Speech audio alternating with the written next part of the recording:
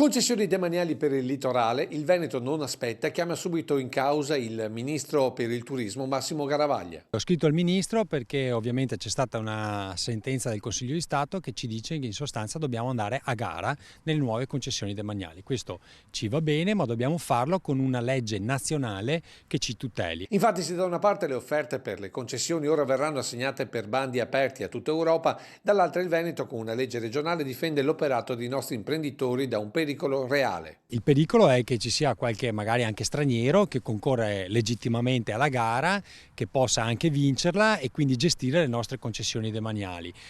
Fin qua questo è anche nulla di male, il problema è che noi abbiamo dei concessionari che magari negli anni hanno investito e che rischiano di non vedere riconosciuto il lavoro che è stato fatto. Ma il Veneto va oltre, guardando al futuro e non solo turistico dei nostri arenili. Prevediamo anche il fatto che sia possibile tener conto quando si va a gara anche dei nuovi propositi, cioè degli investimenti che un concessionario vuole fare. Penso per esempio alla difesa del suolo. Noi abbiamo purtroppo il tema dei ripascimenti, dell'erosione della costa, sappiamo il cambiamento climatico cosa ha comportato in questi ultimi anni e quindi vogliamo anche che i concessionari facciano degli investimenti sul territorio. Tutte queste cose secondo noi devono essere scritte in una legge al più presto in maniera da dare anche sicurezza al mondo degli operatori.